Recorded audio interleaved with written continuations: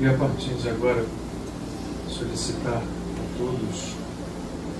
todos nós que estamos aqui, debaixo do teto desta tenda de trabalho, de aprendizado, de busca divina, que é a casa que o Padre Pio constrói a cada dia com tijolos vivos. E somos cada um de nós, aqueles de nós que compreendem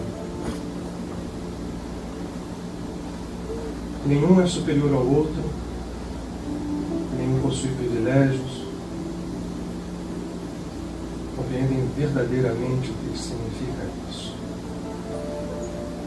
e se oferecem a essa construção sublime. Esta casa nos abriga nesse instante. E todos nós, nesse momento, onde estejamos, somos participantes, podemos dizer, sem nenhum temor e nenhuma dúvida, desse banquete espiritual que nos é trazido, que nos é oferecido pelos amigos que nossos olhos físicos ainda não podem ver. Mas se não é clara a nossa visão, certamente, de alguma forma, todos nós podemos perceber a presença desse amor, irradiado por eles, recebido da fonte divina, dessa luz. E, portanto, se estamos aqui em qualquer dos recintos da casa, somos sempre orientados a dizer isso, todas as vezes. Porque é sobremaneira importante que compreendamos, não importa estejamos aqui nessa sala, nas salas no andar inferior, na sala de passes, no átrio, na cantina, em qualquer lugar, não importa. Não há separação quando falamos dessa tenda de trabalho que nos abriga, que nos reúne. O trabalho da luz se dá independentemente de onde estejamos, de onde seja.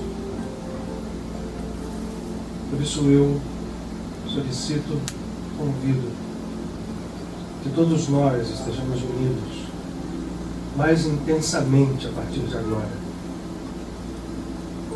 Porque por alguns momentos, pouco mais de uma hora, física, vamos estar reunidos enfeixando intensas e profundas vibrações. Se soubermos aproveitar, podemos não só receber para nós, como estender o que recebemos, como rios de água viva, vindos da fonte única, imperecível, ainda incognoscível à nossa pequena inteligência, mas que podemos senti-la sempre no mais profundo da alma. Hoje é um grande dia, meus irmãos. Desde as 6 horas da tarde, estamos sob uma vibração intensa de natureza cósmica, uma pressão de luz, podemos chamar assim. A luz que nos circunda quer encontrar brechas em nosso ser para lhe penetrar, para lhe fecundar, para lhe realizar a sua obra. E a luz que vive dentro em nós, oculta, em semente, por sua vez também quer surgir e se encontrar com a luz que nos circunda, a fim de serem as duas como são, porque rompidas as barreiras da ilusão, resta apenas a unidade, serem como são as duas.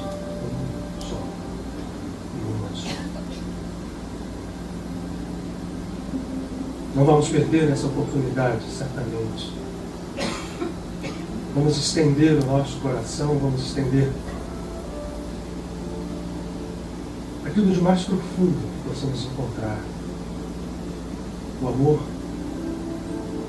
ainda que para nós esse sentimento ainda seja um reflexo pálido do que pode ser, nós vamos reunir o amor que temos. Ele será suficiente para que sob esta tenda hoje nós todos realizemos um encontro com essa luz dentro de nós, fora de nós, uma só e mesma coisa. Abençoa-nos, Senhor, e mais esse dia de busca, e mais esse movimento que fazemos em direção a Ti. Nossas mãos, nosso coração, nosso ser inteiro estão estendidos e Te procuram. Mas nós sabemos que jamais estivesse oculto. Apenas a nossa ilusão te ocultava. Mas agora queremos ver-te, contemplar-te, mergulhar e ser contigo para sempre.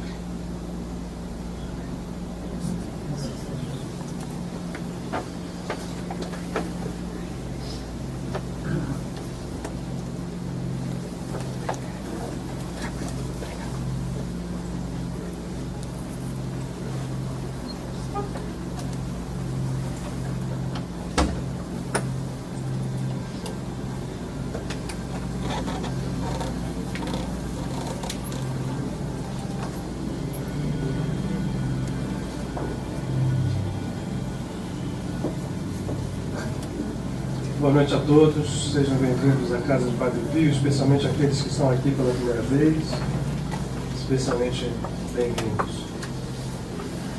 Hoje a gente tem o Francisco nos abençoando aqui, né, Francisco? Esse grande. Esse aqui é o primeiro filho da Casa do Padre Pio. Tem alguns já vieram, mas tem mais. A menina aqui, Joy, vem aqui, por favor. Ela veio representando o seminário de um curso em Milagres. Ela vai falar um pouco para vocês sobre o seminário e depois vai subir aqui. Roberto nos falou aqui. Por favor.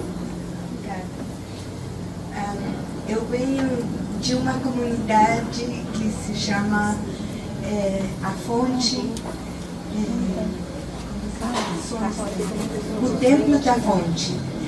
E lá temos uma comunidade dedicada especialmente à comunhão com Deus, através uma das ferramentas do curso de milagres. E vamos ter um seminário em novembro, que tem duas meninas, uma de Áustria e outra da Colômbia, que vão dar um seminário através da experiência, que é o que a gente oferece. Tudo está, o senhor falou tudo, é perfeito, só sempre estamos procurando a unidade com nosso Pai. Eu quero compartilhar com vocês só um pouquinho da lição de hoje, que é bem curtinha. Posso? Por favor. É isso mesmo que nós estávamos esperando. A mensagem que eu recebi quando saí foi: vai mostrar a eles que se é possível ser feliz neste mundo e que tem um jeito de morar em ele sem ser dele, através da felicidade com a comunhão com Deus. E a lição de hoje diz: hoje eu não terei medo do amor. Não, por favor. Mas não tem problema nenhum, está perfeito. Se eu conseguisse compreender apenas isso hoje, a salvação seria alcançada para todo mundo. Essa é a decisão de não ser insano, é de não aceitar tal como o próprio Deus. Meu Pai é minha fonte, me criou. Essa é a determinação de não adormecer em sonhos de morte, enquanto a verdade permanece eternamente viva na alegria do amor. E essa é a escolha de reconhecer o ser que Deus criou como um filho que Ele ama e que continua sendo a minha única identidade. Posso pedir para todos fechar os olhos só um pouquinho para a oração que diz: Pai, o teu nome é amor, e o meu também. Essa é a verdade. E pode a verdade ser mudada simplesmente dando-lhe outro nome? O nome do medo é simplesmente um equívoco. Que eu não tenha medo da verdade hoje, porque hoje eu não terei medo do amor. Muito obrigada. Espero muitos de vocês. Você pode repetir a data, Joy? Em novembro? É novembro, eu acho que é o 11. Mas não tenho certeza. Toda a informação chegará. Mas o oferecimento é só uma experiência através de uma ferramenta que é um livro de milagres. Muito obrigada. Que bela ferramenta. E que bela ferramenta. Obrigado a você. Bom, gente, sempre aqui alguns de vocês que não estavam conosco na semana passada. Então, aqueles que estão certamente não vão achar ruim que a gente localize, posicione, porque nós estamos num processo. Semana passada eu tentei explicar para vocês, para que nós pudéssemos participar junto dele, entendê-lo sob um ângulo mais amplo, como a gente costuma e busca fazer aqui na casa. Mas para aqueles que não estavam conosco, eu acho que vale a pena que nós façamos uma pequena, não diria recapitulação, mas um reposicionamento.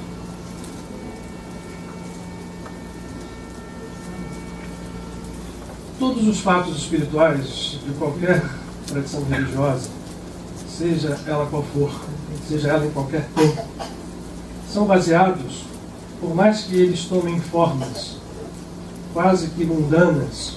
Muitas festas religiosas acabam se tornando assim, né? Vamos dar um exemplo muito claro do nosso Natal cristão, né? Nosso Natal cristão praticamente, não para todo mundo, graças a Deus, mas para muita gente, virou algo apenas comercial, explorado apenas dessa forma e desse modo. E as pessoas perdem o contato com as verdadeiras raízes desse processo, que são espirituais. Toda festa espiritual, portanto, tem uma raiz no mais alto e um significado no mais alto. E nós aqui na casa sempre temos dado muita sorte, demos sorte esse ano várias vezes, das nossas segundas-feiras aqui calharem de se encontrar em momentos específicos onde essas festas espirituais, que se refletem em festas religiosas, acontecem e têm nos dado possibilidade de trabalhar juntos em função desse presente luminoso, desse presente vibratório que nós recebemos quando é a ocasião sempre dessas festas. Sejam elas cristãs, sejam elas da tradição védica, por exemplo, a Rose, não sei o que eu chamar de Luciana, a Rose agora, deve ser uma outra encarnação sua. Pode ser. Mas a Rose fez uma palestra aqui em Anamastani, que foi o nascimento ou o aparecimento de Cristo. Muito bem, nós estamos nos últimos 7 dias na culminância de um processo que se apresenta como uma festa religiosa hebraica. E um processo que vem de antes, vem de um mês que tem toda uma explicação. Esta fenda espiritual, esta fenda vibratória, esta fenda energética no espaço-tempo, que permite que nós sejamos banhados com vibrações específicas que podemos ou não aproveitar, se repete todos os anos, de natureza, enfim, portanto, vibratória. Ela se ancora na nossa tradição numa festa religiosa hebraica. E isto se dá a partir do último mês lunar, lunisolar hebraico. Aconteceu, nós estivemos aqui falando sobre isso, o período que se conhece na tradição judaica como o Ano Novo, ou Rosh Hashanah, mas que a gente já entendeu aqui que não é um ano novo, porque, paradoxalmente, nessa tradição existem 2 anos novos, vamos chamar assim, porque o Ano Novo realmente civil começa com um ano astrológico no signo de Áries, na festa do Pêssar. Este é o primeiro mês do ano, e esse chamado Rosh Hashanah se dá no 7º mês do ano. E nós aprendemos juntos aqui que isto se faz porque nesse período, nesse 7º mês do ano, onde nessa nossa volta, planeta Terra, em volta do Sol, né, completamos um círculo, brincamos até aqui que não é um círculo, porque o Sol também anda, e então a gente nunca fecha um círculo, né? A gente está sempre fechando um círculo um pouquinho mais adiante. Então, quando a gente faz a volta desse ciclo, no 7º mês desse ano, quando nós saímos do signo de Virgem para o signo de Libra, acontece o que se chama de Ano Novo, mas não é um Ano Novo no sentido, vamos chamar assim, temporal de todo mundo. É um Ano Novo próprio da alma humana. É onde o homem pode se recriar. E é onde as tradições espirituais muito antigas, que antecedem, inclusive, a época de Moisés, são mais antigas, são recebidas, então, antes mesmo do patriarca Abraão. São coisas tão antigas quanto a humanidade, porque essa é uma sabedoria cósmica, não é uma sabedoria histórica. Se dá esta recriação num período em que, ao mesmo tempo, como nós estamos sob uma lei férrea de causa e efeito, que nós chamamos de lei do karma, e esta lei milimétrica existe e está sendo aplicada por uma concordância nossa, por uma decisão, quando eu digo nossa, nós como humanidade, nós como seres que compomos uma humanidade, resolvemos nos posicionar sob o guante dessa lei. Isto está simbolicamente traduzido no livro do Gênesis pela história de Adão e Eva e do pecado original. Naquele momento em que nós comemos um fruto do conhecimento do bem e do mal como entidades separadas, como se houvesse realmente uma força do bem e uma força do mal. Mentira! O pecado foi acreditar nisso, há somente uma única força. Uma única força. E essa força é a força de Deus. Quando nós comemos esse fruto, simboliza-se o pecado original e passam Adão e Eva, a humanidade, as potências que existem dentro do homem e da mulher, de todo ser vivo, a caminhar pela terra, a comer o fruto do seu trabalho, a viver a dor e o sofrimento, a ter tudo aquilo que a lei de causa e efeito determina. Nós estamos sob essa lei agora. Mas todos os anos, esse ciclo que se repete, nós passamos como que numa estação vibratória em que, se nós estamos sob a lei kármica e não queremos sair dela, o que se dá, segundo a grande tradição, e o hebraísmo e o judaísmo trouxe e nos apresenta, se dá o que se chama de julgamento. O ano novo, pois então, é um momento em que nós somos como que julgados. Não há nenhum juiz, não há nenhum tribunal, ninguém de barba sentado olhando os nossos pecados. Isso é só um símbolo, é um processo nosso. Nós, como seres que transcendemos as nossas limitações aparentes, no que estamos mergulhados, a nossa consciência parcial, nós somos julgados por nós mesmos. A lei kármica nesse ciclo, como que ela é, vamos chamar assim, rebalanceada. Mas se a criatura, se nós temos interesse em sair desta prisão consciencial, em despertar desse grau de ilusão em que estamos mergulhados, e, portanto, submetidos a um condicionamento de causa e efeito sucessivo, em que se torna quase que um círculo vicioso, porque nós começamos a reagir sempre àquilo que recebemos, reagimos, recebemos, reagimos, recebemos, e aquele processo pouco anda. Se isto acontece, o julgamento se dá e nós entramos num outro ciclo à espera de uma evolução muito lenta. Ao contrário, se a criatura está em busca do despertar, esse momento, que começou então, pois, o que nós chamamos Rosh Hashanah, uma festa hebraica, ele, em vez de, e ao invés de, as duas coisas, se promover um julgamento, ele promove uma libertação. E esse processo se dá, começa no dia, se estende por 10 dias, que são chamados de 10 dias intensos, que desembocam no dia do Yom Kippur, ou o dia em que se faz a purificação, a alegria começa a surgir. E se a criatura naquele dia cumpre esse trabalho interior e promove essa purificação, ou a intenção de purificação, ou mergulha dentro de si mesmo e faz movimentos, a tradição superficial, da mesma forma que a gente vai à missa do galo no Natal, que a gente vai a festas sem ter muita consciência, às vezes nos leva a participar de um processo, mas não entender o nível profundo dele. E aí se vai à sinagoga, enfim, fica-se ali, faz o jejum, cumpre-se as determinações, mas o processo mais profundo, ele passa por essa purificação, e depois nós entramos seguidamente a esse dia, em 5 dias, e a partir do 15º dia deste mês de Libra, abrem uma outra fenda vibratória de 7 dias. E esses 7 dias se tomaram a forma de uma festa, a festa das cabanas, a festa de Sukkot, onde a Sukkah, a cabana, várias cabanas, se comemora. Qual é a tradição dessa festa?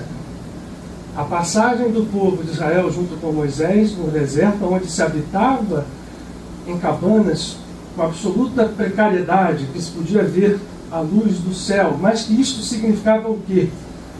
E naquele momento, algo muito maior do que um teto físico, ou do que uma casa construída solidamente, deu abrigo àquele povo. E é o que se chama da glória, ou da presença divina, que conduziu esse povo. Estou fazendo a recapitulação, quem estava lá está lembrando disso. Vamos terminar já. Por quê? Hoje, desde o pôr do sol, nós entramos no último e grande 7º dia desta festa. Por quê? O que acontece então depois do Yom Kippur e dos 5 dias, onde no 15º dia começa esse movimento? Se diz, aquele que conseguiu se recriar, aquele que conseguiu se purificar, abre a sua fenda para encontrar, ou poder encontrar a luz. É como se naquele momento essa fenda cósmica nos trouxesse. Imagine que nós vivêssemos num mar, e assim é, de luz. Nós vivemos em Deus, ele só não sabe disso. Nós estamos encapsulados na nossa consciência parcial, comemos o fruto do bem e do mal, e estamos ali no nosso ego iludido. Acontece que esse mar nos circunda. Mas normalmente, quando um peixe está no mar, o peixe está ali, caminhando no mar como se nada pudesse acontecer, porque o mar faz parte do seu ambiente. Imaginem que de repente esse peixe entrasse num lugar onde houvesse uma grande maré pressionando. E aí a água do mar, ou ele descesse mais profundo, a pressão dessa água sobre ele aumentaria. E ele sentiria isso. Ora, eu usei na outra semana aqui uma outra comparação, porque é o que acontece nesse período. Esta luz circundante, que está o tempo inteiro à nossa volta e nós não vemos, porque as nossas janelas da alma estão fechadas, nós não deixamos com que ela penetre em nós e nos arrebente a limitação de consciência e nos unifique ao mar, já dizia Paramahansa Yogananda. Eu sou uma onda ou uma bolha, por favor, meu Pai, faz de mim o mar. Nesse momento essa pressão acontece. E há uma outra pressão, há uma pressão de dentro para fora. É como se a nossa luz verdadeira também, o nosso Cristo cósmico, estivesse oculto atrás de uma porta. E nesses 7 dias, mais do que em qualquer momento, vou fazer um parênteses aqui, para não parecer que isso só acontece agora e não acontece nunca mais. Esqueçam, claro que não. A gente está disponível todo o tempo, mas são processos que obedecem ao ciclo que nós vivemos como habitantes da nossa nave Terra, evoluindo aqui. São oportunidades que se renovam anualmente. É como se essa luz interna estivesse lá dentro, batendo, querendo sair. Então, esses 7 dias acontece um encontro de 2 pressões. Uma de fora para dentro, da luz circundante, e outra de dentro para fora, da luz do seu eu interno. E aqueles que aproveitam podem galgar grandes espaços interiores e romper muitas barreiras kármicas nesses processos. Isso é muito importante que a gente fale, eu só vou voltar aqui, eu não falei isso semana passada, mas todo esse tipo de raciocínio não linear, hoje não é estranho para nós. Eu até há 4 semanas atrás falei, é comum hoje se associar a espiritualidade com conhecimentos que a eletromecânica quântica nos trouxe. Então, eu lembrei aqui que um dos grandes cientistas, que foi um dos grandes artífices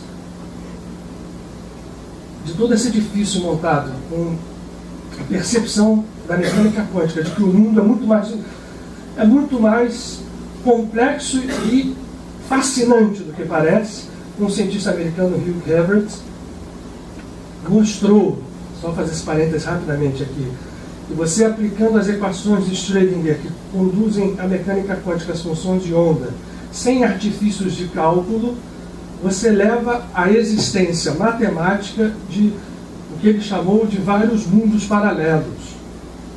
Everett dizia que quando nós fazemos uma escolha quântica, nós não fazemos escolhas quânticas que colabam, como a gente acabou aprendendo, porque essa foi a saída de Niels Bohr e de Heisenberg e de outros grandes também, que chegaram no momento assim, não dá para a gente fazer um mundo maluco como o mundo quântico, se adaptar a esse mundo normal que nós temos aqui fora, em que as coisas acontecem, uma causa tem um efeito. Então, para que a gente entenda isso, vamos usar o observador, quando observa um fenômeno, ele colaba o fenômeno vira um fenômeno clássico.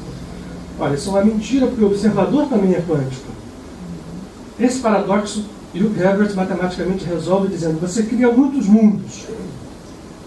E nós aqui aproveitamos para, quando trazemos isto para essa compreensão, entender que esses muitos mundos são possibilidades que nós escolhemos ou não. E aquelas que acontecem em paralelo podem até caminhar em paralelo, a gente não sabe, isso a gente não pode dizer, mas a energia que está sendo dada a ela, isso sim, o nosso eu interior é que conduz. Ora, se nós temos isso, até isso ao nosso favor, não é uma coisa absurda nós entendermos que em tais períodos o nosso ser aprisionado tem chance maior de se libertar usando essas ferramentas de trabalho que se apresentam mais intensas nesses dias que nós hoje estamos vivendo, um desses dias. O 7º dia, então agora todo mundo equalizado. Aqueles que estavam na semana passada e hoje os que chegam aqui. O 7º dia que nós começamos a viver hoje no pôr do sol se chama em hebraico, e esse nome é muito característico daquilo que nós queremos hoje fazer em conjunto. Chama-se Rosh Hashanah Rabbah, que significa o seguinte: o dia da grande, no sentido de topo, da grande súplica. É o dia em que as orações feitas com consciência, e hoje a nossa conversa será sobre isso, tem poder maior.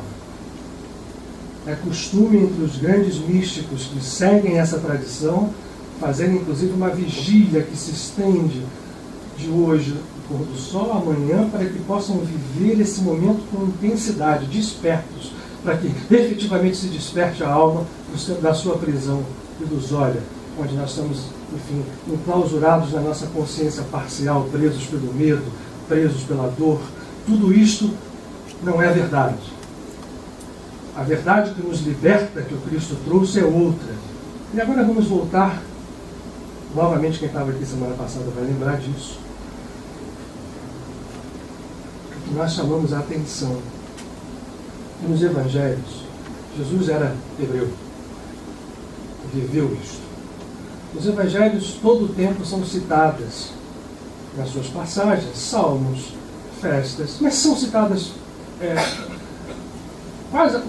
muitas delas de passagem. Mas essa festa que nós estamos falando, que tem um outro nome chamado Festa dos Tabernáculos, porque, na verdade, o entendimento, esse nome é um nome até mais interessante, mostra que cada uma das cabanas seria como se fosse um tabernáculo onde nós pudéssemos trazer a presença cósmica para dentro da nossa vida. Essa festa dos tabernáculos é a única festa que está citada do início ao final. Mas, pô, esse é um menino santo, o nome dele Francisco, meia hora inteirinha sentadinho aqui, sem dar um pio, Zé. Poxa vida, palmas do Francisco.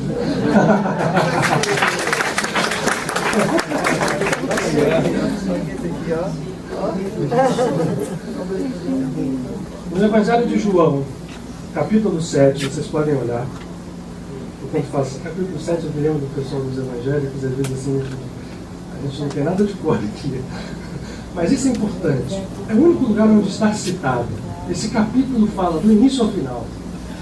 Começa assim, na época da festa dos tabernáculos. Jesus foi incitado pelos seus irmãos a sair da Galileia e ir para a Judéia. Esse capítulo 7, vou repetir um pouquinho de novo, desculpem. Ele é algo assim, surpreendente. Porque Jesus usa essa festa como a mais importante, talvez, para ele, antes de que a Páscoa chegasse, para mostrar que tipo de trabalho ele estava fazendo. Os irmãos primeiro chegam e dizem para ele assim: vem cá, você está fazendo um milagre dessa aqui, vai fazer lá em Jerusalém, na Galileia. E ele tem uma ele ouve os seus irmãos, e fica muito claro que os seus irmãos não acreditavam nele. Ele manda que os irmãos vão para a festa, e ele vai de forma oculta. E começa, nos 7 dias da festa, ele chega oculto, e começa a ir ao templo de Jerusalém e falar e discutir e conversar com as pessoas, e conversar com os sacerdotes, questionar certas coisas da superficialidade de se ver a espiritualidade de forma superficial. Isto vale para qualquer religião. Ele foi questionado porque ele efetuou uma cura quando chegou em Jerusalém num Shabat. E ele questiona os sacerdotes, foi questionado por isso, é proibido, você não pode fazer nada no Shabat, e ele diz assim: se a circuncisão no 8º dia cair num Shabat, você circuncida ou não o seu filho? E a resposta que vinha de sim, diz: então, se nós, para não deixarmos de cumprir a Torá, circuncidamos um filho, uma cura pode ser feita no Shabat. Por que não? Ora, imagine que isso foi gerando uma confusão com a classe sacerdotal. E Jesus segue essa festa, eu vou repetir, é a única festa que está descrita inteira, do 1º ao 7º dia. E acontecem 2 momentos de tudo aquilo que ele fez nesses 7 dias, que são evidentes e fundamentais para aquilo que a gente está buscando hoje aqui, nesse Rosh Hashanah Rabbah. Jesus, na tarde do 7º dia, sobe nas escadarias do átrio do templo e diz o seguinte: eu não vim falar por mim, eu não falo por mim, eu falo aquilo que meu Pai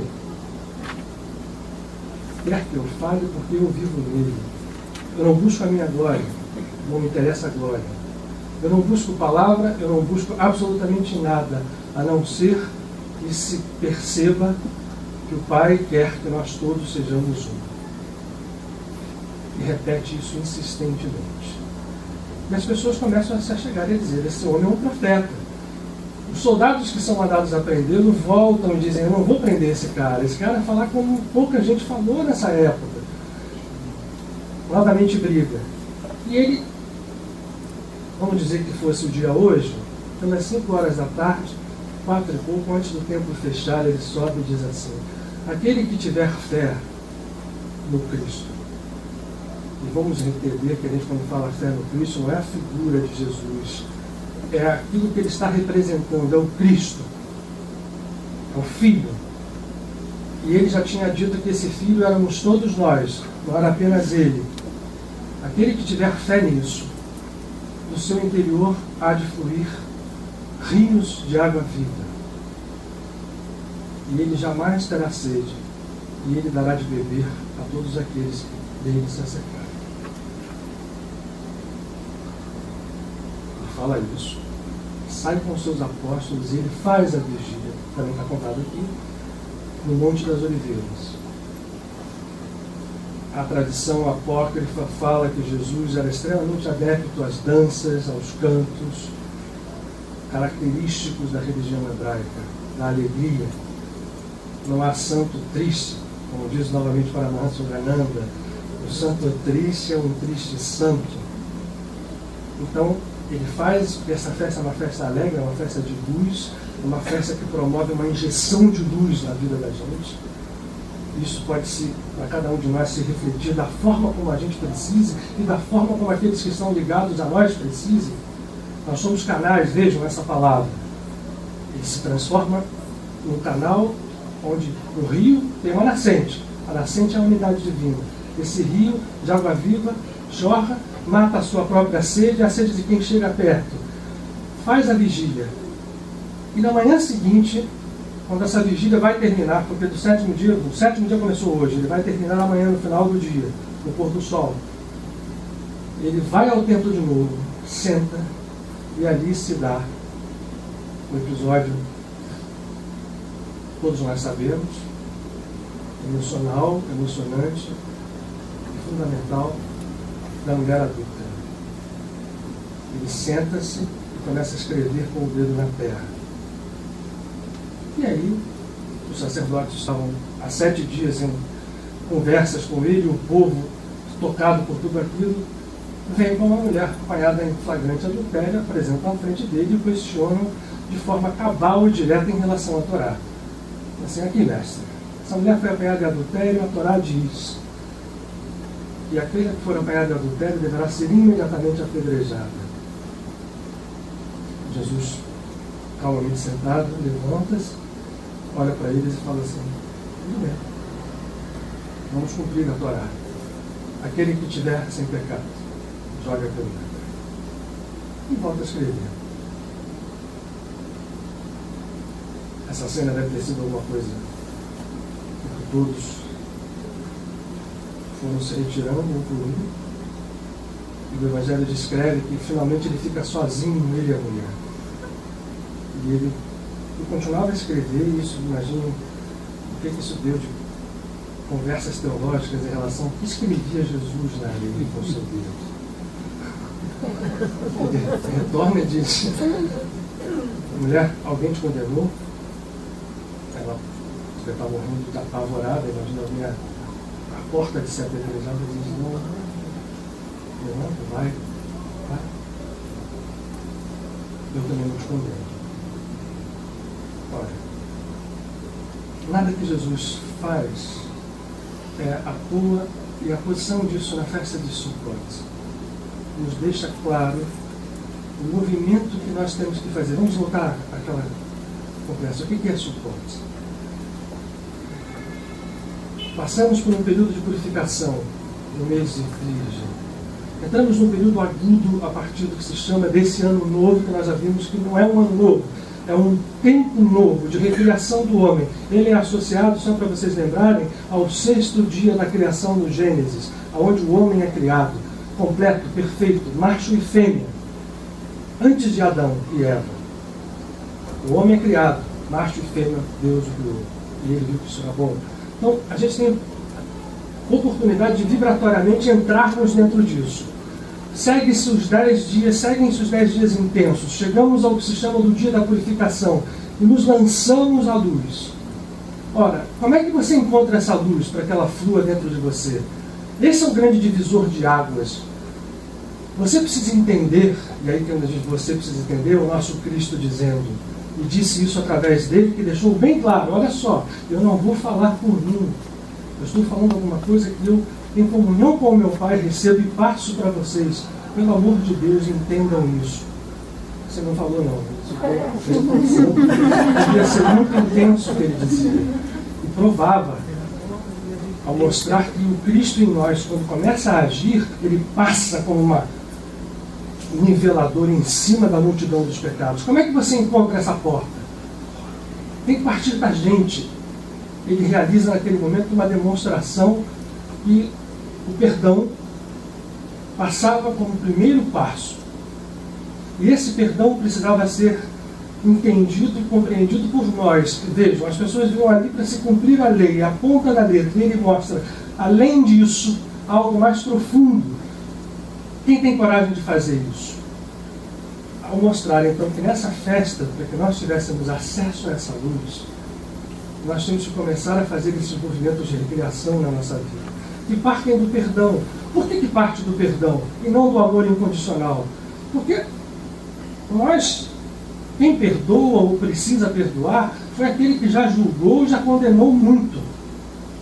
Então o primeiro passo tem que passar por eu recriar a minha vida para começar a entender a força do perdão. Depois, quando o perdão vai tirando os entulhos da frente que nós criamos de ilusão, o amor, né, eu usei aquelas duas imagens, a luz que está lá dentro, ela bate e vai. E para que a gente atinja isso, porque muito bem, tá bom, a gente fala, é ótimo que precisa perdoar, é ótimo que precisa amar, mas toda hora que eu vou tentar isso, o que eu faço é exatamente o contrário. Eu sou o primeiro a estar ali julgando, eu sou o primeiro a estar julgando e condenando imediatamente, ao usar da palavra como instrumento de condenação, a fala vã, que não é vã, porque infelizmente essa fala vã tem poder criador.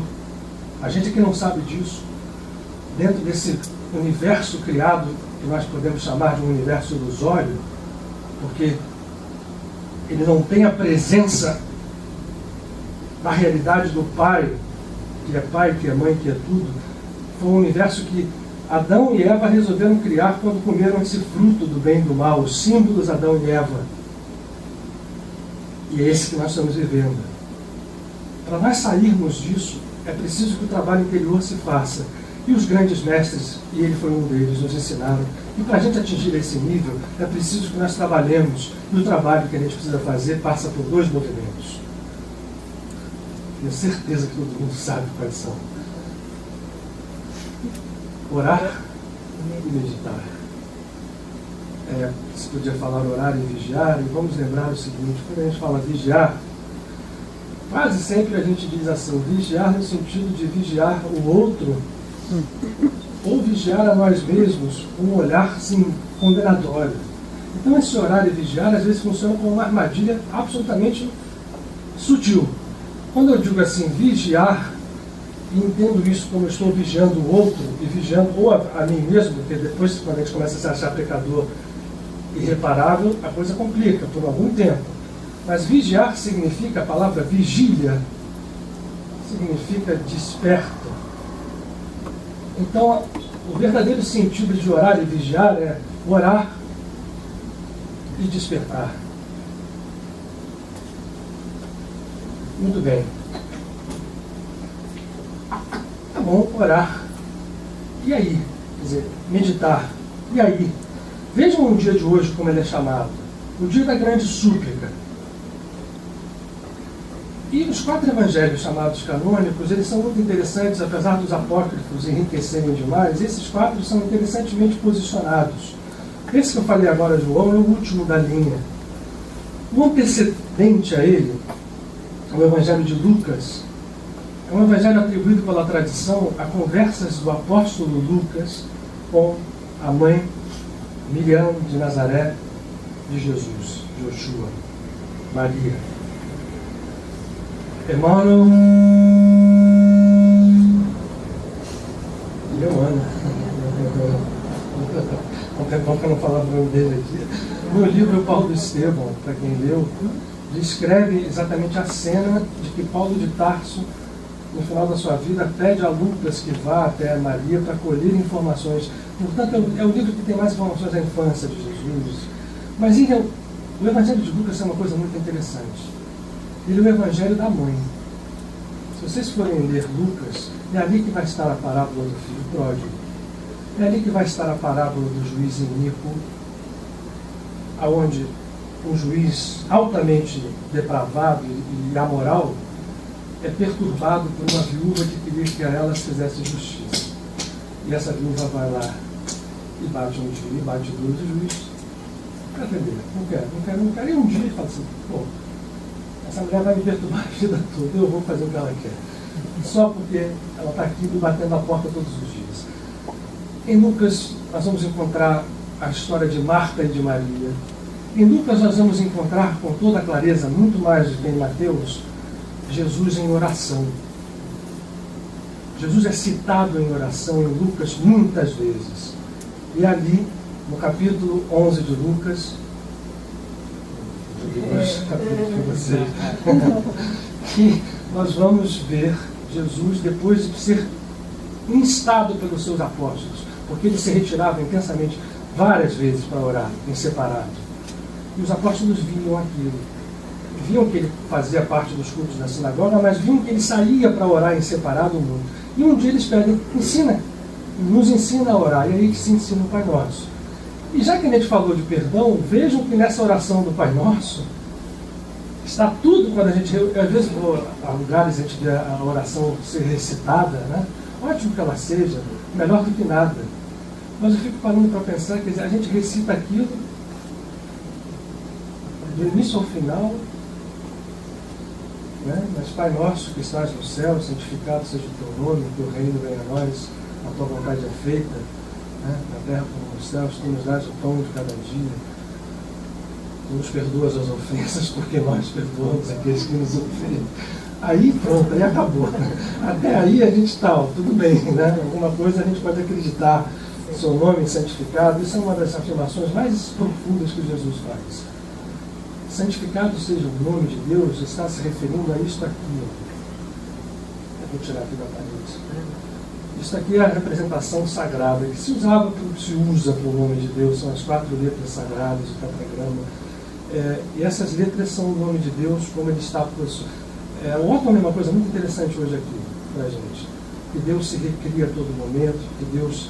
Essa relação de divindade, porque nós somos Deus. Né? A nossa posição divina caída, ela tem um processo de recuperação extremamente profundo, mas ao mesmo tempo fascinante, e que se resolve, às vezes, com coisas que nós não acreditamos terem poder de resolver. Simples, pequenas. É isso que está se falando nesse dia de hoje. Esse nome aberto aqui significa um nome não unificado. Ele representa os níveis de presença da divindade, do mais alto àquele que representa o mundo físico.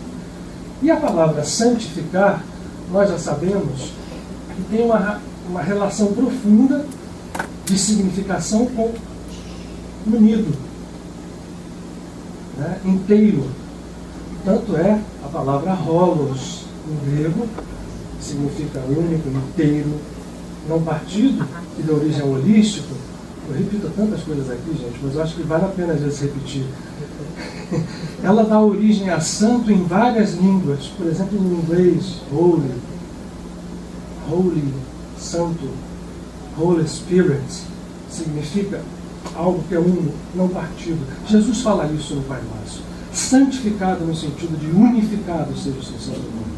Todos os grandes mestres de espiritualidade falam da unificação do nome como uma tarefa da criatura dentro de si mesma. Significa que ela desperta, que ela sai do seu estado letárgico de sono e entra num estado de despertar dentro da grandeza divina, da qual ela jamais se separou. Ela pensa que se separou. Toda a nossa dor, todo o nosso sofrimento, todos os nossos karmas, tudo aquilo que a gente vive ou revive, são fruto desse erro inicial. A gente pode chamar de erro, desse pecado, dessa separação. A palavra pecus, peça, pecado. Mas essa unificação do nome está na cabeça do Pai Nosso. Pai Nosso que estás no céu, santificado seja o teu nome, teu reino venha a nós. E Jesus diz nesse Evangelho de Lucas, o reino está aqui, não está lá dentro. Vocês estão procurando o reino aonde? O reino de Deus está dentro de vocês mesmos. E ele já veio. O Olam Rabá, como se fala em hebraico. E quando ele fala em perdão, ele está dizendo que o perdão é o primeiro instrumento para que nós entremos no processo de saber orar. E no Evangelho de Lucas ele fala isso muitas vezes. E ele fala e diz aquele que bate. É em Lucas que está. Aquele que bate, a porta se abre. Batei e a porta abre-se-vos-á. Aquele que pede, recebe. Quem de vocês, está nesse capítulo, imaginaria como pai que chegasse um filho e pedisse um pão, daria em troca uma pedra ou uma cobra? Se vocês que são seres separados fazem isso com seus filhos, imaginem um pai. Aí a gente pergunta, mas por que as coisas ruins acontecem? Por que nós estamos então imersos nisso? Vamos logo culpar a esse pai, esquecendo de que somos nós, como filhos do Altíssimo, como seres divinos, somos criadores.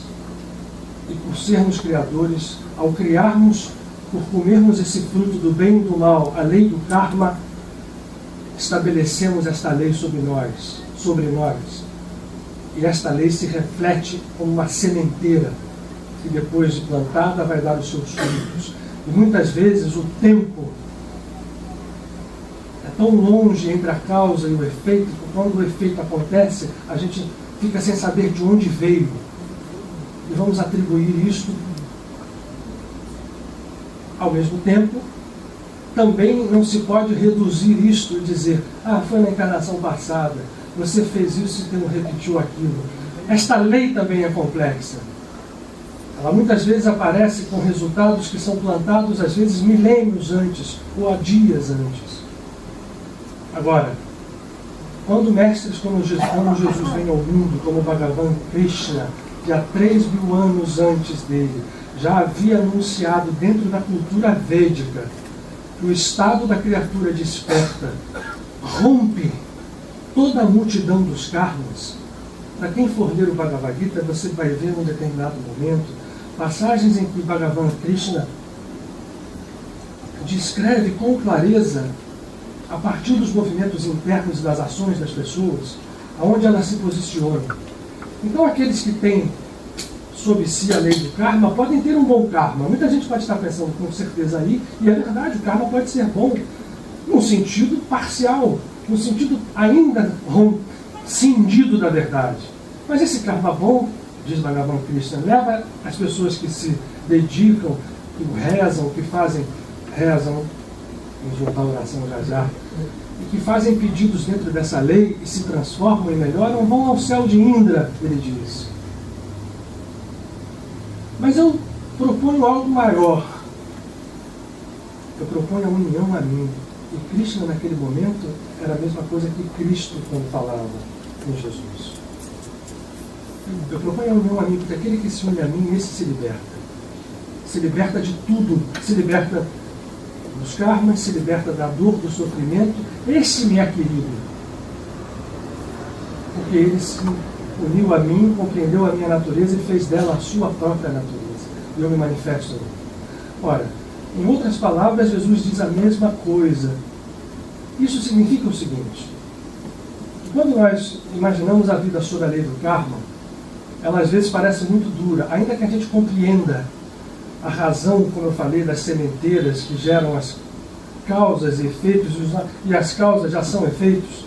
Se a gente entender isso como uma fieira que se perde no tempo, aquela causa ali já é efeito de uma outra causa, e aquilo se segue numa coisa interminável. Precisamos romper esse processo.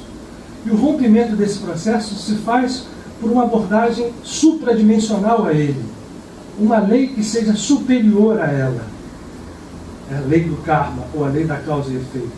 Por mais que isso nos pareça alguma coisa, e às vezes pode parecer injusta, porque nós estamos tão aferrados a essa lei do karma, a lei da causa e efeito, que numa primeira análise as coisas podem parecer injustas. Por mais que isso pareça. Porque esses mestres, eu falei de Krishna agora, mas Jesus veio fazer a mesma coisa.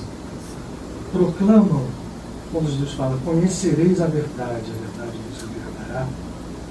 E o amor ou a caridade, como expressão do amor, cobre a multidão dos pecados. Veja como essa frase é profunda. Ora, se cobre a multidão dos pecados, a gente pode imaginar que a multidão dos pecados seja essa fila de karmas que a gente tem. E, portanto, vai começando a fazer sentido a percepção, voltamos à visão quântica do mundo, de que esses diversos destinos, se a gente acabou entrando por um que gerou dor e sofrimento, é sempre o momento de você reconfigurar esse destino, tendo esse conhecimento, para que você se liberte dessa cadeia, de uma vez por todas. E o primeiro passo é o perdão. E a oração faz parte desse processo. Porque o que é a oração? A oração nada mais é, e quando se fala no dia da grande súplica, como hoje, porque as portas da oração, as portas, melhor dizendo, de acesso à oração estão mais abertas, que essa luz se aproxima não, aumenta a pressão em relação a nós. Elas apenas evidenciam, a oração é como se fosse um dom natural do homem, como se fosse um órgão, um sistema que faz parte da nossa estrutura, que a gente não conhece como ela foi feita, porque a origem disso tudo e a criação ainda foge à nossa consciência parcial. Mas certamente o dom de orar, esse movimento espontâneo que todo mundo tem em algum momento, quase sempre sob a forma de uma súplica ou de um pedido, né? Eu comecei a falar aqui do Evangelho de Lucas, onde está posicionado Jesus colocando com clareza que isto funciona.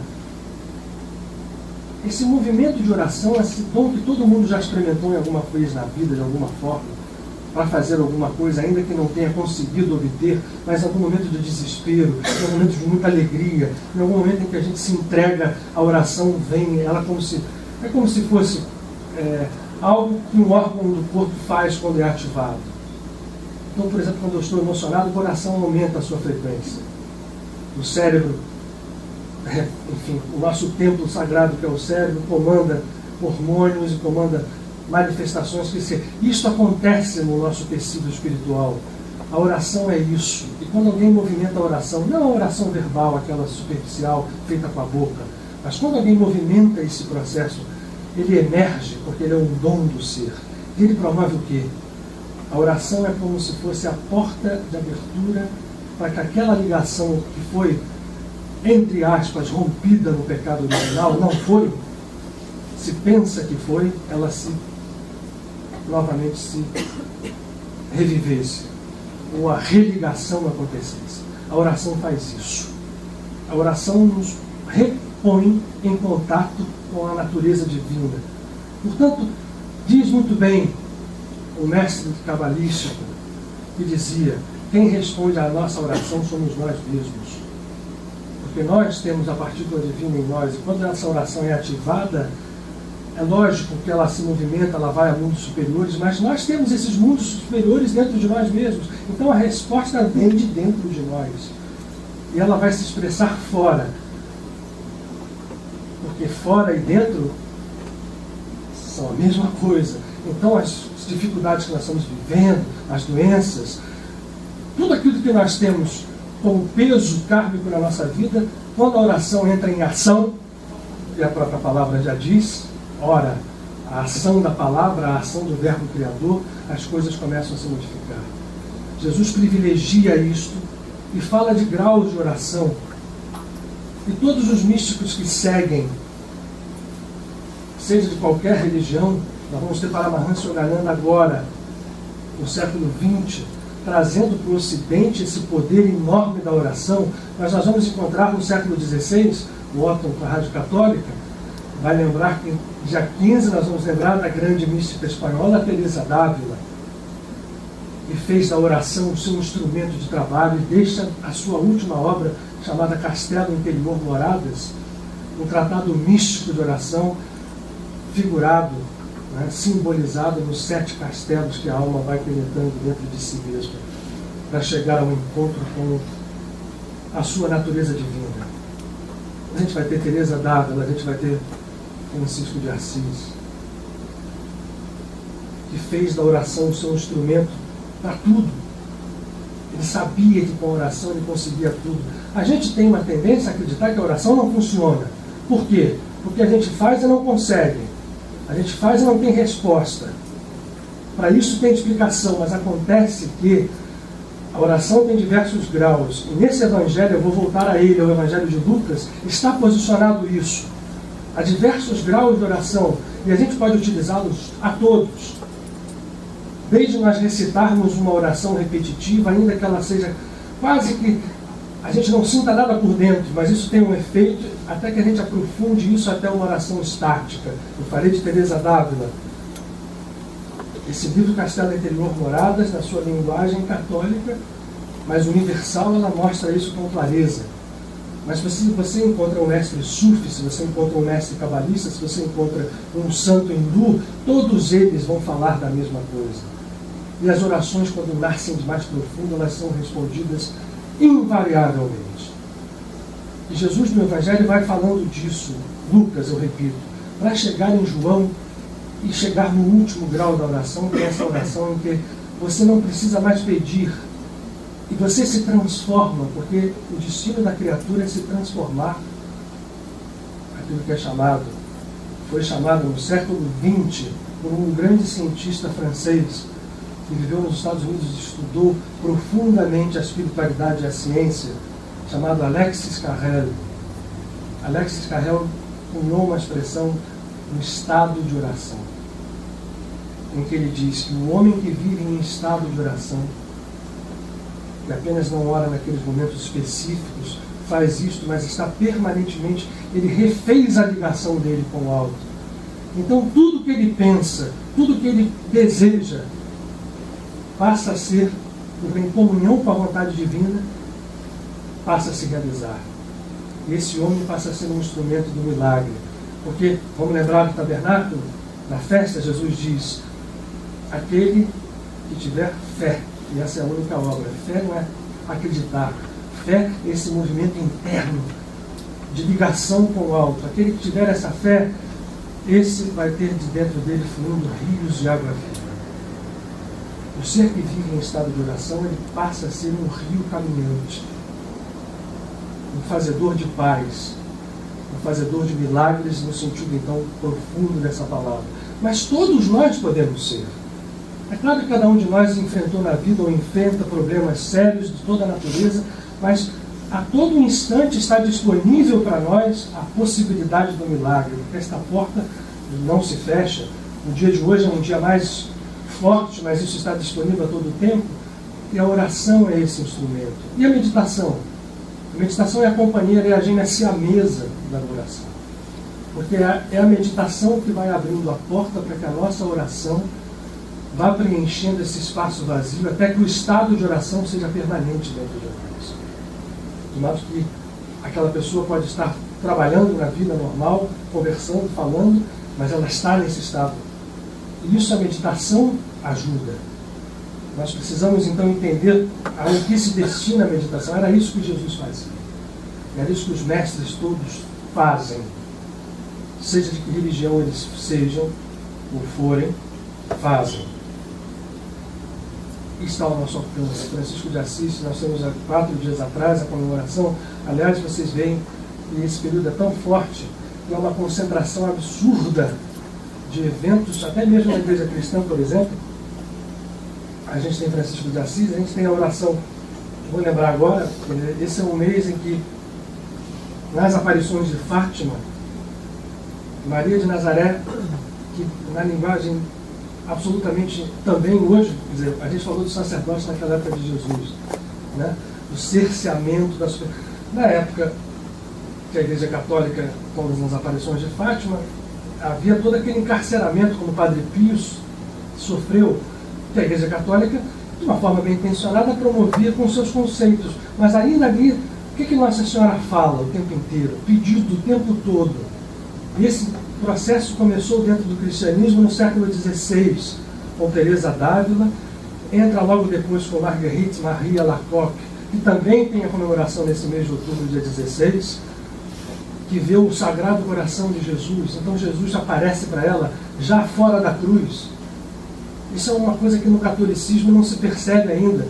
A partir da instituição da festa do Sagrado Coração, Jesus aparece com um coração pleno de amor e de perdão fora da cruz, dizendo para as pessoas: entrem nesse coração, entrem nesse amor, façam como eu faço, e isso salva. pede que essa festa seja espalhada, e Marguerite Marie faz isso. A festa do Sagrado Coração, que se comemora, para quem tem essa devoção verdadeira, encontra respaldo, as suas orações são atendidas, a sua comunhão com Deus se promove, os instrumentos são vários. Ora, Maria pede oração. Esse mês é um mês, dia 13 de outubro foi a última aparição de Fátima, aquela em que aquele fenômeno acontece, que as pessoas pensaram que o sol estava caindo em cima da terra, mas foi um belíssimo fenômeno espiritual, falando o tempo inteiro, repetindo, desde Catherine Labouré, falando da graça, do amor, da oração, como instrumento poderoso de salvação, de transformação. E o que a gente tem feito é desprezar um pouco isso na nossa vida comum. Vou passar a Rosa, fez assim, levantou o dedo, ela vai falar uma coisa sempre, ela lembra, mas só para lembrar que a gente usa, vê como a gente despreza esse processo. Padre Pio, esse aqui é um livrinho católico, uma vida em oração. Ele se dizia, eu sou um padre que reza, e ele era devoto de Nossa Senhora das Graças e do Sagrado Coração de Jesus, porque ele sabia exatamente a quem se dirigir e como. Ele replicou Francisco de Assis.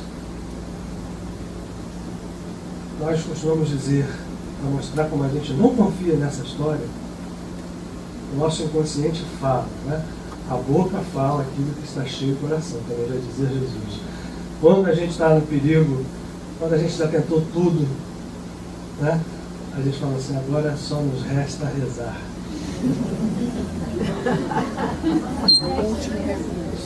A gente contou lá no último lugar, como aquela história, porra, não tem mais nada o que fazer, reza aí. Tinha que ser o contrário.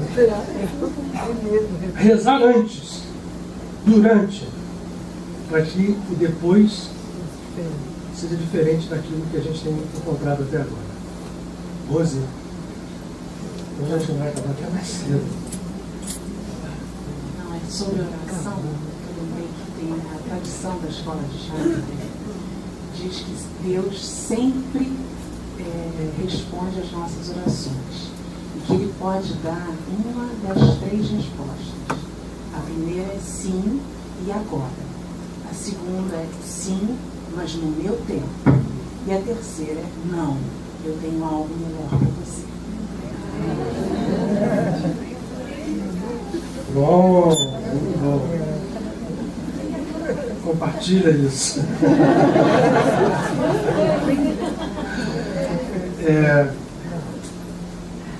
Alguém quer falar alguma coisa a mais? A gente tem um pouquinho de tempo, então vamos lá, Rosa. Você falou também da coisa da oração repetida, né? E que tem muita gente que despreza o terço, por exemplo. Né? Muita gente acha, que bobagem, você fica repetindo 50 vezes a mesma oração, 150 vezes a mesma oração. Não é isso. É uma yoga do mantra. A oração da Ave Maria é um mantra muito poderoso. E quando você ora o terço, você tem toda uma intenção de encontro com a mãe. Então você tem 5 estágios, que são aquelas 5 partes do terço. Cada estágio, você entra mais profundamente. E mais profundamente. Se você faz aquilo realmente com devoção, no final do terço, sempre você tem revelação. Toda pessoa que reza o terço, ela pode testemunhar isso. Ela sempre tem uma revelação, porque ela mergulha, né, em cada estágio daquele. Então, acho que isso é importante a gente lembrar. Né? A gente se lembrar, e você lembra bem, isso é um movimento muito claro, que se faz, por exemplo, um yoga. E a palavra que a Rosa usou, que é a chave para isso, devoção, no sentido de fazer essa repetição, não como quem está querendo se livrar do terço, porque isso às vezes acontece, as pessoas, né? Mas não fiquem tristes não, porque até os pastores de Fátima, quando eles ainda eram criancinhas, antes deles verem o anjo, tudo, E eles faziam isso e tinham uma saída muito legal, escolhida pela Jacinta. A Jacinta, que era a irmã de Francisco, a mais nova, como queria logo brincar, né, para terminar, e o terço era uma obrigação, ela pegava a passagem das 5 etapas do Rosário, em cada Ave Maria, em vez de rezar Ave Maria, cheia de graça, por favor, todinha, ela rezava Ave Maria, Ave Maria, Ave Maria, Ave Maria, Pai Nosso, Ave Maria, Ave Maria. E ó, rapidinho. Só que esse é um espírito que tinha tanta conexão que certamente até aquela pequena palavrinha dela já devia conectá-la com o alto. A gente que ainda não... Hoje tem toda... Falou muito bem. Se a gente dá um mergulho com devoção, você entra num outro estágio de consciência. E no final, alguma coisa aparece e é um instrumento poderoso de oração, sim. Vejam, né, como vocês vão ver isso muito claro no Evangelho de Lucas. Jesus deixa muito claro que a oração pode tomar várias formas e a súplica que nós fazemos, ela é perfeitamente válida.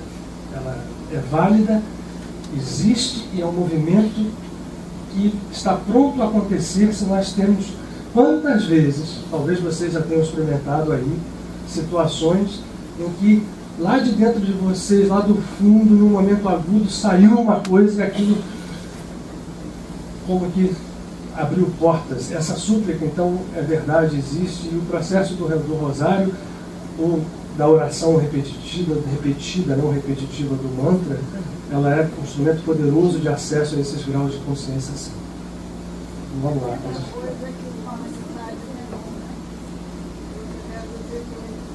O mala, né, que você fala, o Mani Padme Hum. Você pode falar outras coisas falando, quer dizer, o nome de Krishna. Você pode Hare Krishna, Krishna Krishna, Hare Hare. Você pode fazer vários tipos de movimento. Isso vai, cada linguagem vai, as linguagens são muitas. A verdade é uma só.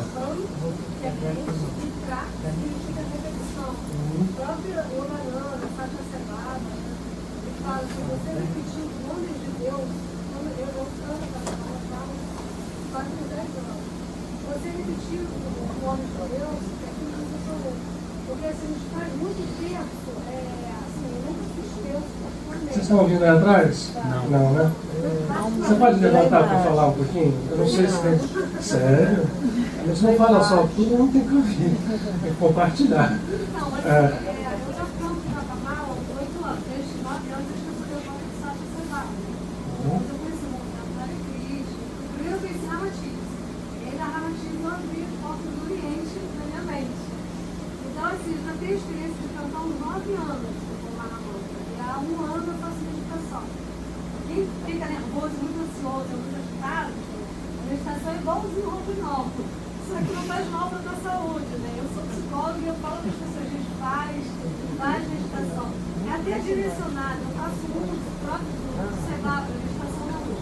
Põe o CD, 20 minutinhos. Gente, é assim, é algo. Mas aí não adianta porque você dorme. Não tem importância, gente. A hora que conforme todo mundo lá, está sendo claro, está sendo mexido com o consciente. E a pessoa se relaxa. Quando que a gente relaxa? A gente quase tudo relaxa. A gente sempre todo essa vai falar essa mente é como um macaco na loja de cristais. Eles, né? Imagina o macaco na loja de cristais. Então, assim, o Japa é muito poderoso. É algo assim, foi o que ele falou. Eu já tive experiências assim, absurdas, tá?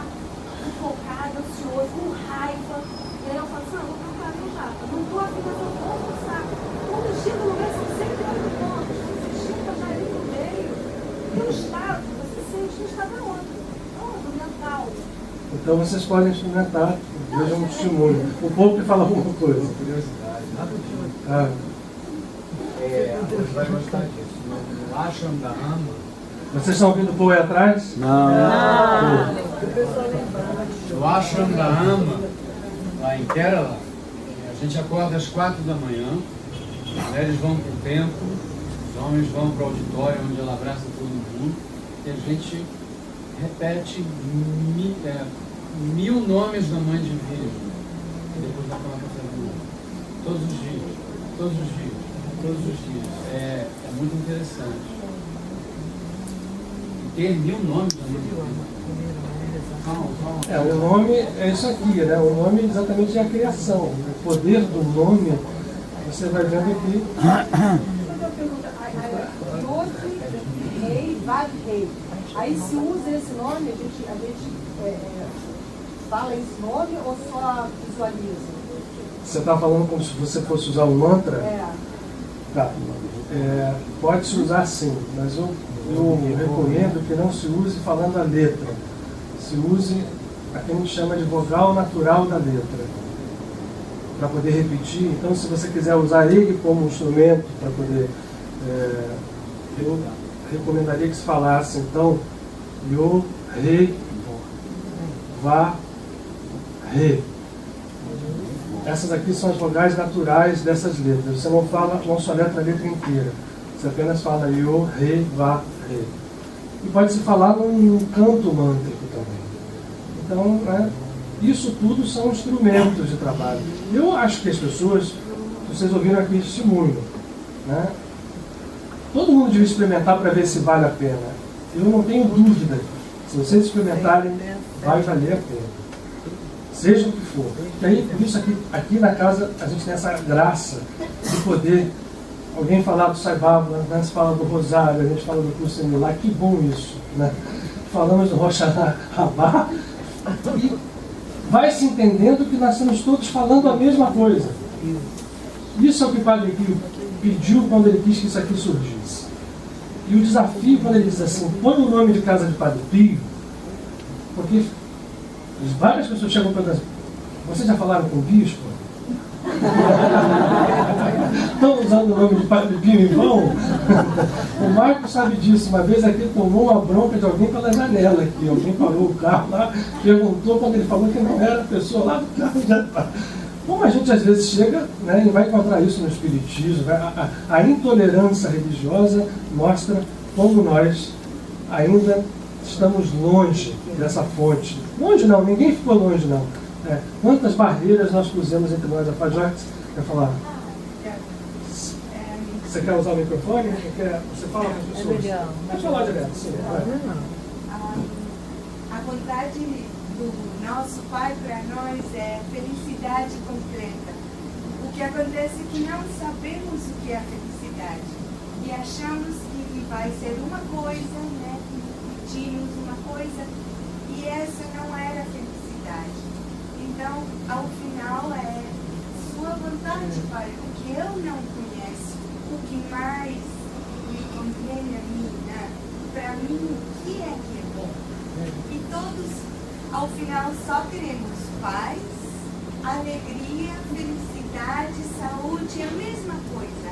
E o jeito para chegar lá não tem importância nenhuma. Só dar para ele o lugar. O Jesus fala que pedimos muito pouco.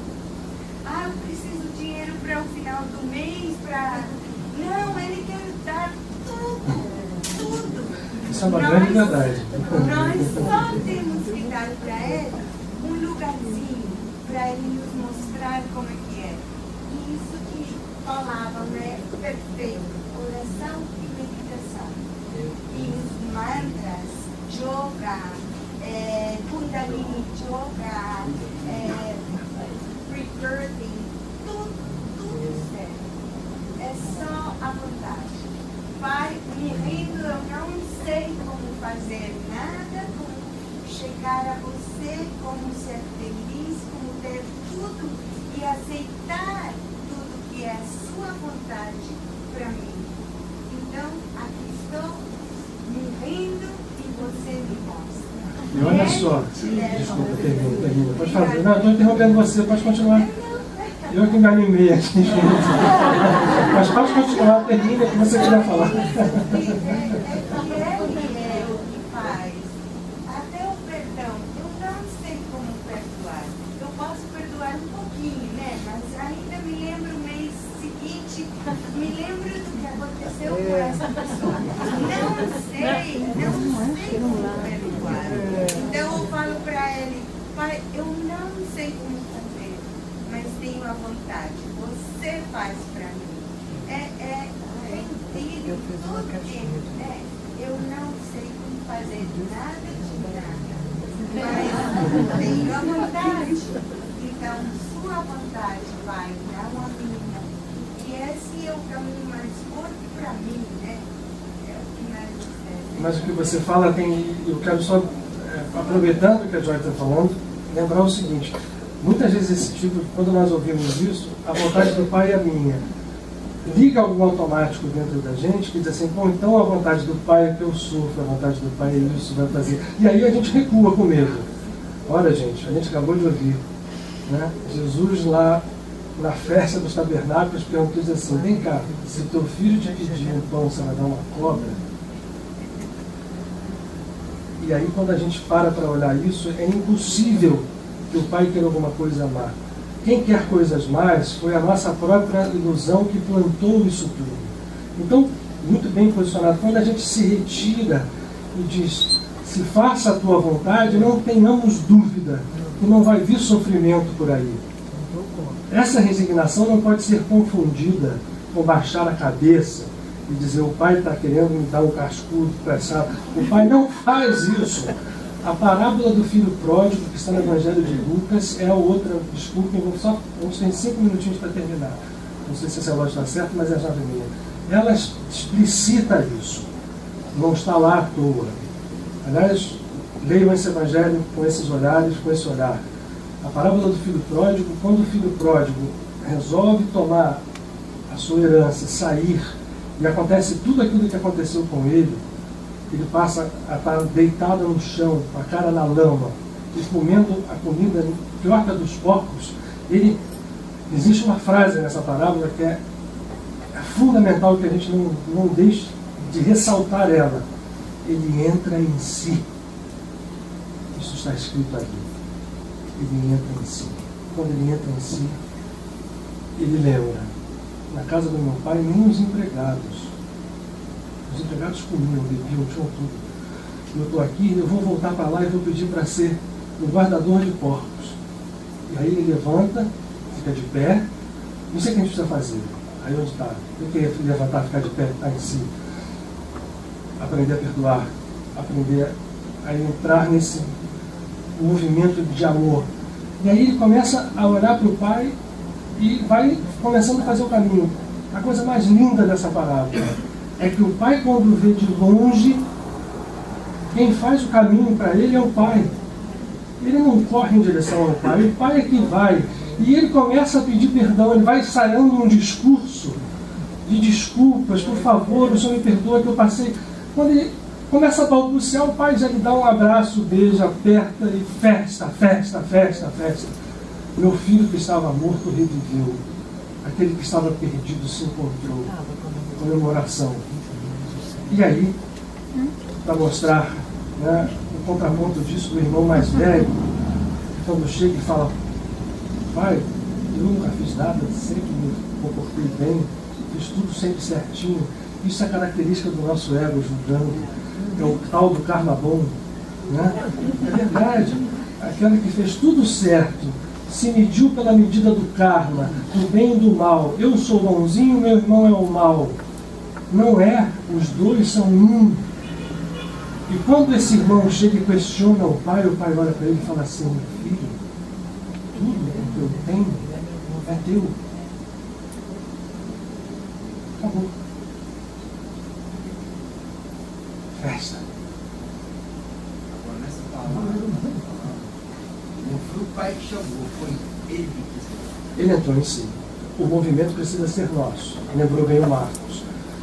Os estudos, vou lembrar a última coisa de ciência, os estudos mais modernos sobre os raios, e é uma ciência que parece bobagem, mas talvez é que tenha mais esclarecimentos dentro da física prática ultimamente.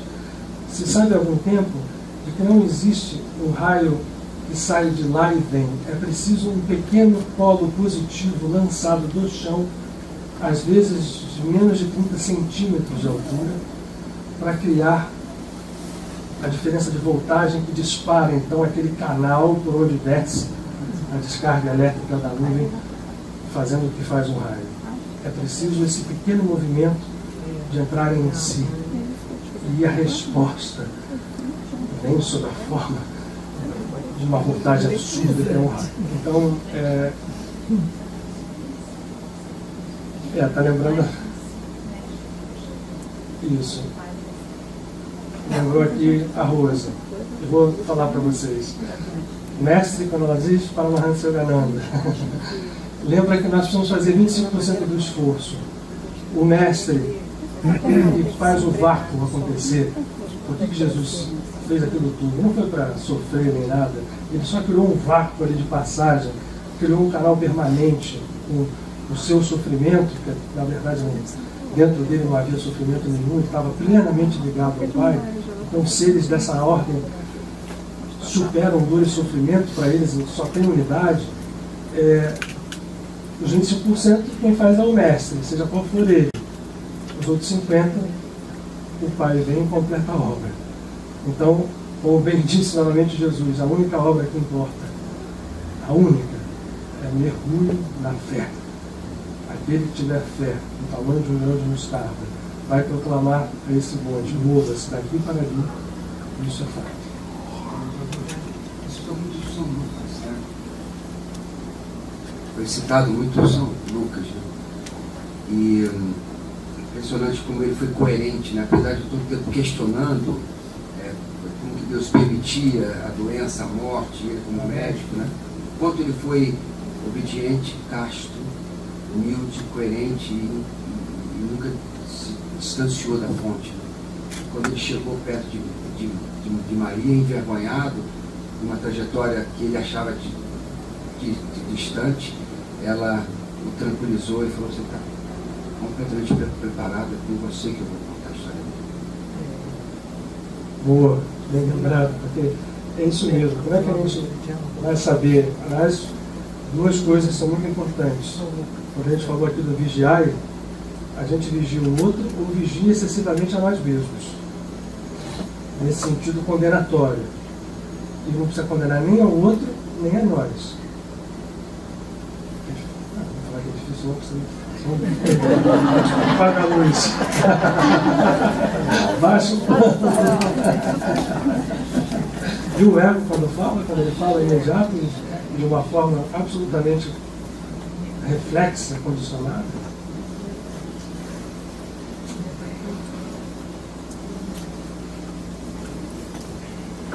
Então, nesse momento agora que nós nos preparamos para deixar fisicamente o ambiente, que nós estejamos mais do que nunca tocados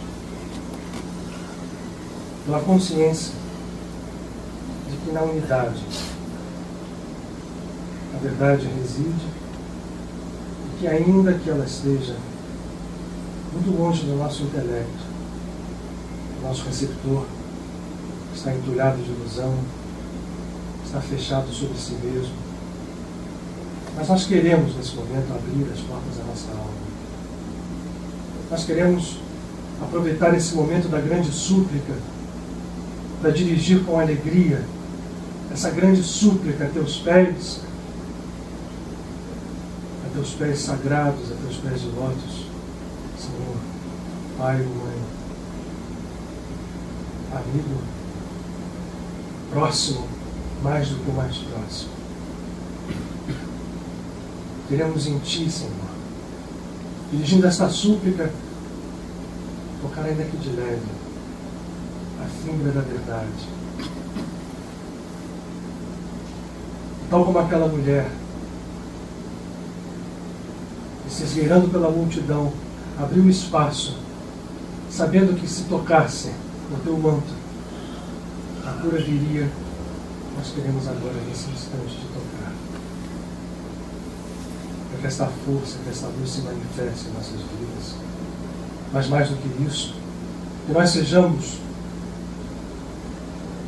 quiçá, hoje mesmo, canais vivos desse amor, rios de vida, trabalhadores de última hora, mas de todo o tempo, na seara, filhos,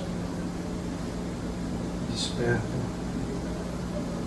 que aprendem a amar, que transformam karmas distintos no único destino que nos está reservado, no infinito que é agora, o encontro contigo. Abençoa-nos. Que esta luz se faça dentro de nós, através de nós, não somente nesse instante, mas que ao sairmos daqui, conscientes, possamos manifestá-la em cada palavra, em cada olhar, em cada pensamento, todos os dias da nossa vida. Em direção a todos os teus filhos, sejam quem forem, porque não temos inimigos, não temos perseguidores, temos apenas irmãos. Que essa verdade resplandeça em nossa alma todo sempre. E que essa força se manifeste única, viva, através da nossa palavra, através do nosso amor, também por todo sempre.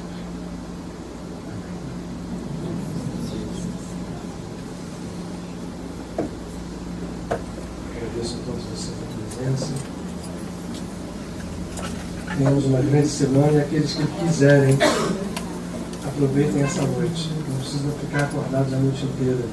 Mas se quiserem chegar em casa e continuar a oração e a meditação, o momento é agora. Deito na cama, olha só.